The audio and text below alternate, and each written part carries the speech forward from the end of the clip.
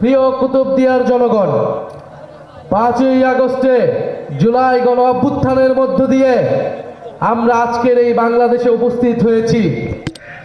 আমরা আজকে স্বাধীনভাবে কথা বলছি। আমরা আজকে মানুষের ভোটাধিকার নিশ্চিত করার কথা ভাবছি। আমরা নির্বাচনে অংশগ্রহণ করার এবং ভোট প্রদানের কথা ভাবছি। কিন্তু একটি দল ভুলে গিয়েছে তারা আজকে কোন প্রক্রিয়ায় নির্বাচনে অংশগ্রহণ করছে। তাদের রক্তের উপর দিয়ে তারা নির্বাচনে অংশগ্রহণ করছে এবং ভোট যাচ্ছে। জুলাই বিপ্লবের ফলে এই নির্বাচন সম্ভব হয়েছে। জুলাই বিপ্লবের ফলে আমরা নতুন বাংলাদেশ, নতুন কুতুবদিয়া তৈরি করার স্বপ্ন দেখতে পাচ্ছি। মহেশখালী এই জায়গার লবণ চাষিরা ন্যায্য মূল্য পায় না। বিগত আমলে লবণ এইখানে পর্যাপ্ত পরিমাণ লবণ চাষ হওয়া সত্ত্বেও লবণ বাইরে থেকে আমদানি করা লাগছে। আমার দেশে লবণ পর্যাপ্ত পরিমাণে থাকা সত্ত্বেও, পর্যাপ্ত পরিমাণে লবণ চাষের সম্ভাবনা থাকতেও লবণ কেন আমি বাইরে থেকে আমদানি করব? লবণ আমরা আমদানি করব না, লবণ এবার আমরা রপ্তানি করব। আমার কুতুবদিয়ার লবণ চাষিরা ন্যায্য মূল্য পাবে, অর্থনীতি চাঙ্গা হবে এবং এটা সম্ভব কেবলমাত্র হামিদুর রহমান আজাদের হাত ধরে।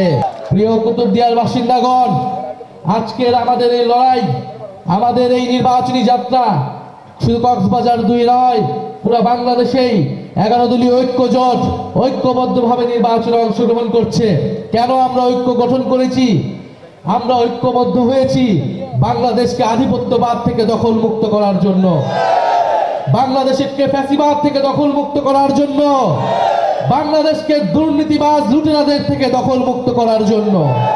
আমরা খুব স্পষ্টভাবে বলেছি বাংলাদেশের সরকার গঠন করবে, বাংলাদেশে কে নির্বাচিত হবে, কে সরকারে যাবে তা নির্ধারণ করবে বাংলার জনগণ। দিল্লি থেকে কোনো ষড়যন্ত্র মেনে নেওয়া হবে না।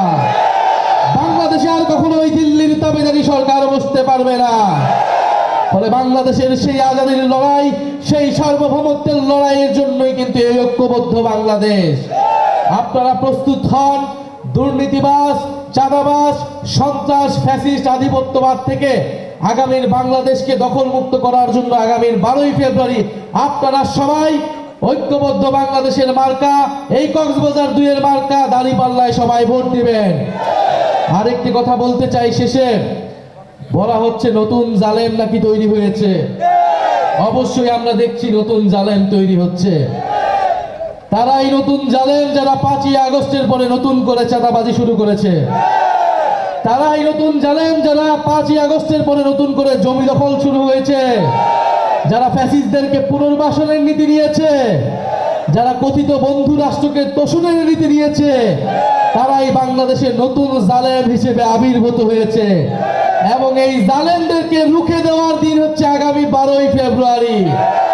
আপনারা প্রস্তুত আছেন? আপনারা সবাই আজাদ ভাইকে ভোট দিবেন, দাঁড়িপাল্লাকে জয়যুক্ত করবেন।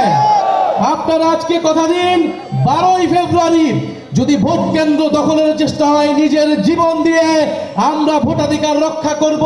হামিদুর রহমান আজাদ ভাইকে কক্সবাজার 2 আসন থেকে আমরা জয়ী করব।